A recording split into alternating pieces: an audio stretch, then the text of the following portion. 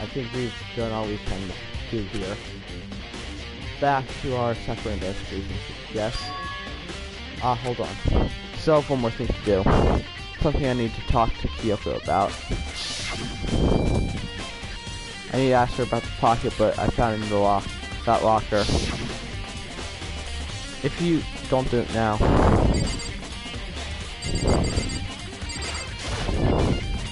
Hey Kyoko, I did have one last thing I shouldn't. I know, I shouldn't, but I feel like I have to ask. What? Go ahead, then out with it. Have you really not seen your dad even once since you got here? What? What? So... What do you mean? Well, you know, all those lockers on the second floor of the dorms? Indeed. Yeah, I do, yes. But to get into any of those lockers, you need the handbook of whoever they belong to. Actually, I managed to get into them using that emergency handbook. I see. The one you found in the headmaster's hidden room. And? So did you find anything worthwhile in the lockers? I found a pocketbook, and after looking through it, I think it must be your pocketbook. Why is that? What makes you say that? Because... Like I said, only the locker's owner should be able to get into it, right? I can't imagine those lockers belong to any of us. After all, we got access to that area just recently. What I'm saying is, there's no way I could have had access to any of those lockers. And if I did have a pocketbook, why would I bother putting it in a locker? Everything you said now makes perfect sense, but there was something written inside too. It was about the headmaster, about your father. What? If that's true... Could that mean that video is real too? Video? Makoto, I think everything is finally starting to fit together to reveal a cohesive picture. Although I'm afraid that picture might be worse than anything we could have imagined. What are you talking about? I need to go investigate those lockers right now. I need to confirm to you what you just said with my own 2 eyes. Okay, let me give you the headmaster handbook, that way you can... So... That won't be necessary. If I'm right about this, I shouldn't have any problem with opening a locker with my own handbook. After all, it would seem that it's my locker. Your locker? Makoto. If you watch this, it'll make all make sense. A DVD? It says Class 78 Urgent Interviews. So... I found it hidden in my room after you left. Anyway... So I don't have time to explain exactly what it is. So just watch it and see for yourself. I think you'll realize exactly what it means. You'll understand why you found my pocketbook in a place none of us have ever seen. None of this makes sense right now.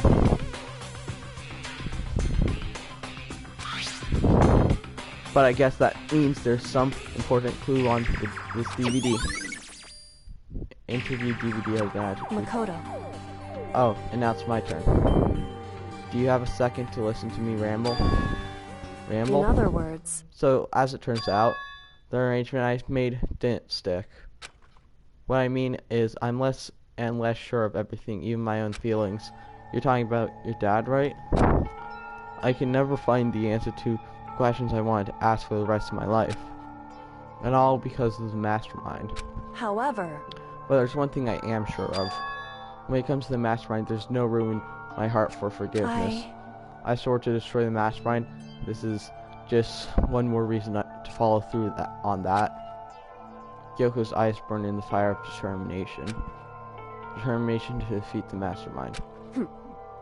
It's strange to be confronted with his death and suddenly feel this way. I couldn't care less if my father had found happiness. Why? So why is it? Why does it bother me so much to know he suffered? It's ridiculous. There's just no understanding, I guess. She let out a small laugh as she said it. But her smile was filled with sorrow. So that's it for my rambling. There's still much to do before I can consider my task complete. Yeah, you're right. Hey. But keep this in mind. There's only ever one absolute truth. So, whatever that truth is, serves justice or suffering. whether it's greatest truth or the worst. What do you mean? Mikoto. Even if the truth you uncover is filled with hopelessness, you still can't give up hope. Absolutely not, because all I can do is keep moving forward. That's pretty much all I'm good at, you know? Indeed.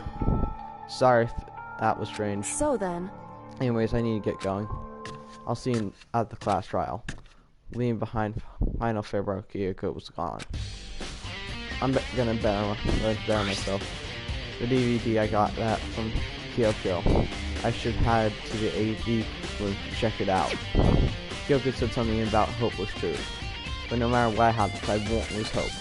Even if it's the worst truth in the world. I can't afford to lose.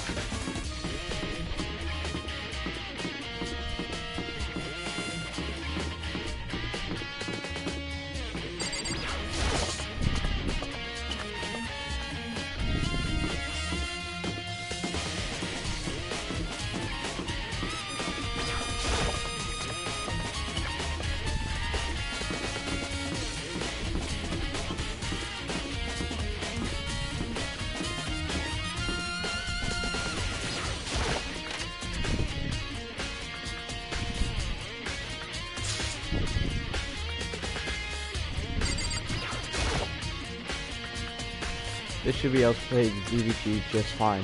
Well, then I better take a look. I took the DVD Kyoko gave me and put it in the player. It said that it was playing, but nothing appeared on the screen. It stared into black of the monitor, and I spent it only a few seconds, but to me it felt like an eternity. And then, all of a sudden, an image appeared. Sayaka?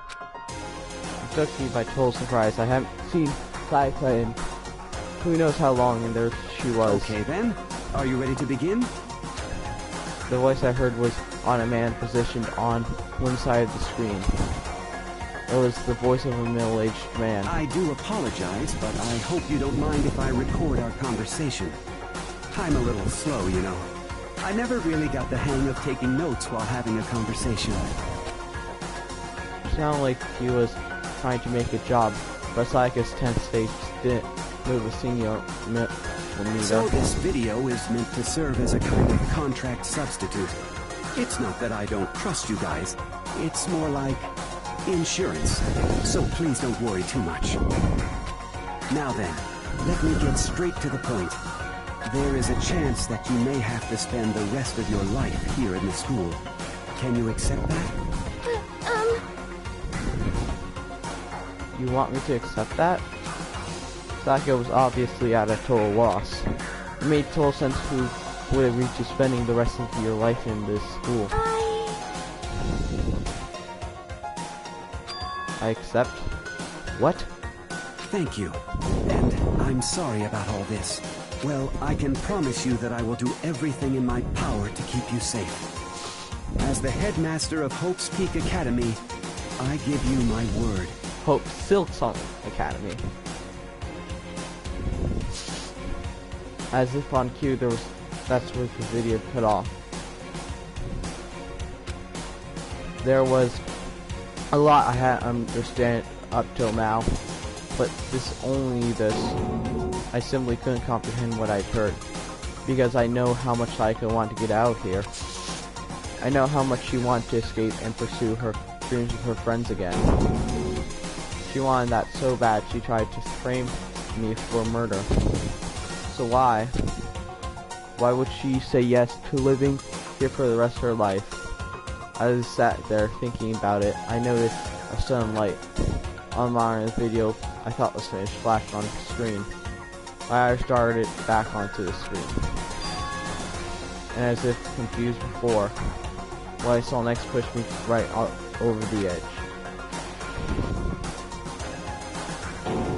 Huh?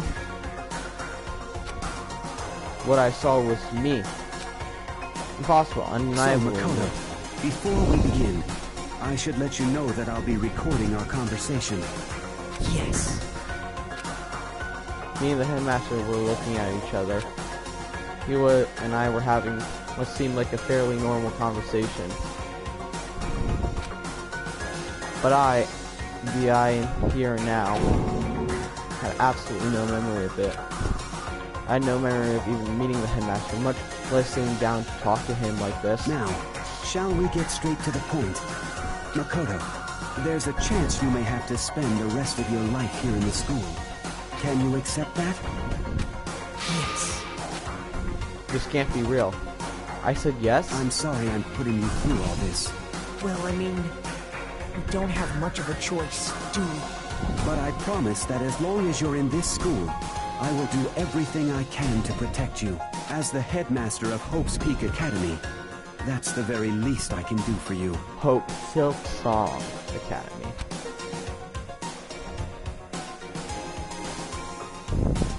Once again, the video cut out. From there, the video repeated the same scene again and again with the others. Byakuya. Toko. Hina. Everyone. They all said they'd agree to live in school forever. And then... Kyoko? Her interview with him had been recorded just as clearly. Without doubt, she had met him. She sat down with the headmaster of Hope Silksong Academy, her father, and when he asked her his questions, she answered the same as everyone else. She accepted a life within the school. Just as Kyoko interviewed was wrapping up, the monitor suddenly went black. Huh? It wasn't just a monitor, the DVD player itself had apparently turned off, which of course means this DVD wasn't playing anymore. What the heck just happened? Say what? Oopsies, looked like it broke out of service. Huh? What? It just so happened to break just now? Too bad. Now then, when it doesn't really matter, a failure can break anywhere, anytime. That's what failure is, right? My failure, or my ass, you cut the power on purpose. Well, whatever. Even if I watched the whole thing, it'd just be more of the same. He'd ask them the question, they'd all say yes. I couldn't help myself, I let out a huge exhalaration, but as I did, I remembered something. That's right. I fainted too when I woke up. I noticed a strange feeling of separation within myself, a disconnect. It would seem... Thinking back on it now, at that point my memory was gone. At the time I'd forgotten. I couldn't remember why I'd come to this school, and I couldn't remember what my ultimate ability was. But what would make you forget all that? Hey. Strange, isn't it? It's hard to imagine it happened by chance. It seemed much too convenient. Conversation outcome. Something seemed to obviously work in favor of the mastermind. So does that mean I've lost my memory too? What about the others? Have we all forgotten? Or interview DVD has been added to the school station. Ding dong bing bong.